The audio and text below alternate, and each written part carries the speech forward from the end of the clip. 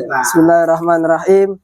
Assalamualaikum warahmatullahi wabarakatuh. Waalaikumsalam warahmatullahi wabarakatuh. Alhamdulillahirabbil alamin wassalatu wassalamu ala asyrafil anbiya wal mursalin sayyidina wa maulana Muhammadin wa ala alihi wa sahbihi ajma'in, amma ba'du. Subhanaka la ilma lana illa ma 'allamtana innaka antal alimul hakim. Rabbi syrah li sadri wa yassir li amri wahlul 'uqdatam min lisani yafqahu qawli. Yang saya sama-sama kita hormati dan kita muliakan ada Ustadz Roy dan juga Ustadz Khairul Muhdar, Ustadz Muhammad Najib, Ustadz Najib Sawa, dan juga teman-teman semua sahabat yang insya Allah dirahmati Allah Subhanahu wa Ta'ala. Pertama-tama marilah kita panjatkan puji serta syukur kehadirat Allah Subhanahu wa Ta'ala, yang mana Allah telah begitu banyak nikmat yang diberikan kepada kita semua. Terlebih khusus nikmat iman, Islam, serta sehat walafiat. Sehingga kita dapat berkumpul di tempat yang mulia ini yang insya Allah diberkahi dan dirahmati oleh Allah Subhanahu wa Ta'ala. Salawat serta salam tak lupa kita curahkan kepada junjungan baginda alam Nabi besar Maulana Muhammad sallallahu alaihi wasallam, yang mana beliau telah menyelamatkan kita dari hinanya kebodohan dan hinanya kemusyrikan menuju kemuliaan ilmu pengetahuan dan keimanan. Semoga kita semua mendapatkan syafaatul uzma dari baginda Nabi besar Muhammad sallallahu alaihi wasallam. Alhamdulillah teman-teman semua, pada malam hari ini pengajian di malam Jumat yang kita rutinkan emang setiap minggunya, dibarengi dengan acara 4 bulanan dan juga 40 hari daripada orang tua Bang siapa? Bang Arif. Yang insya Allah semoga Allah lapangkan kuburnya, Allah jadikan kuburnya raudhah min riyadil jannah. Untuk itu saya akan membahas sedikit tentang apa faedah yang bisa kita ambil dari 40 hari. Keuntungan apa yang kita dapat dari kita mengadakan acara 40 hari. Kalau dikatakan apa keuntungannya, justru untuk kita yang masih hidup terlihat memang tidak banyak untungnya dan tidak banyak faedahnya. Tetapi untuk orang yang sudah meninggal yang di 40 hari tersebut, itu mendapatkan keuntungan dan keberuntungan faedah yang sangat besar dari Allah Subhanahu wa Ta'ala dengan kita mengadakan 40 hari tersebut. Karena Rasulullah Shallallahu alaihi wasallam bersabda, "Mal mayyitu fi qabrihi illa kal ghariqil mughawwis." Mayit itu dalam kuburnya dia seperti orang yang tenggelam dan membutuhkan pertolongan. Kalau kita lihat dari hadis ini, bagaimana kita bisa menolong orang yang sudah meninggal dunia? Bagaimana kita akan menolong saudara kita yang telah tiada? Bagaimana kita akan menolong orang tua kita yang telah tiada?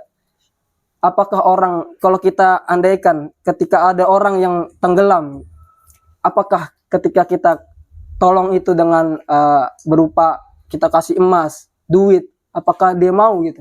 Ketika orang tenggelam, kita bantunya, kita tolongnya dengan berupa emas, berupa duit, berupa mobil.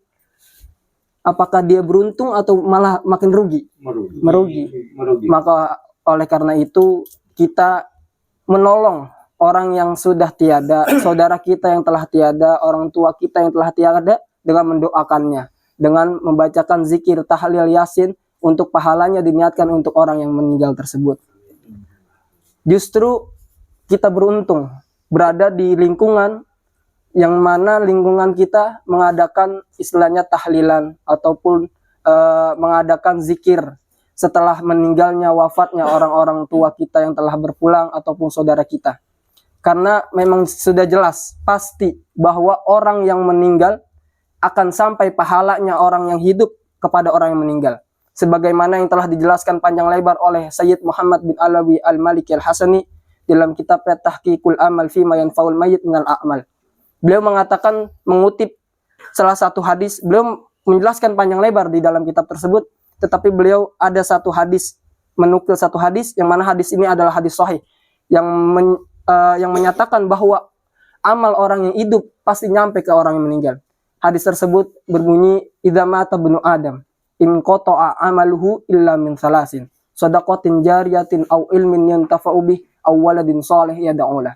Kata Rasulullah sallallahu alaihi wasallam, apabila anak Adam atau manusia meninggal dunia, terputus semua amalnya. Yang tadinya dia bisa sholat, masih dapat pahala sholat, dia masih bisa ngumpul dengan keluarganya, masih bisa mendapatkan pahalanya, masih bisa mengaji, mendapatkan pahalanya. Tapi ketika sudah masuk liang kubur, sudah mendatang ajal kematiannya, maka terputus semua amalnya. Tetapi kata Rasulullah, kecuali 3 perkara. Apa 3 perkara ini? Yang pertama, kata Rasulullah, shadaqatun jariyatin. Pertama adalah sedekah jariah, di mana sedekah harta yang kita keluarkan,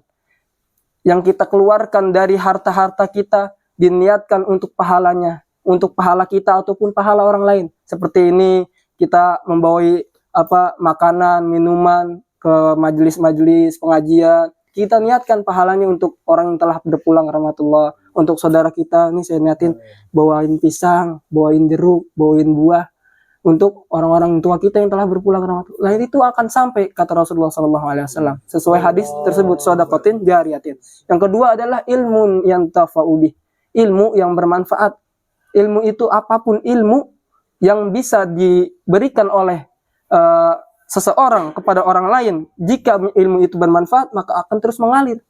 Seperti contoh saya mengajarkan, Fandi mengajarkan ke Nawa alif, ba, ta, sekedar itu saja bisa mengalir terus selagi Fandi ataupun Nawa membaca Al-Quran terus.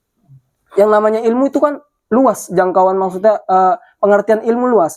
Dimana yang dikatakan oleh salah satu kitab itu Syarah Waraqat, ilmu itu apa? Ma'rifatul ma'lum. Ilmu itu adalah segala sesuatu yang bisa diketahui, itu ilmu. Jadi apapun yang kita informasikan kepada saudara kita, kita informasikan kepada teman kerabat kita, baik itu perkara pekerjaan ataupun perkara ilmu dunia atau akhirat, jika itu bermanfaat bagi orang tersebut, maka mengalir terus pahalanya.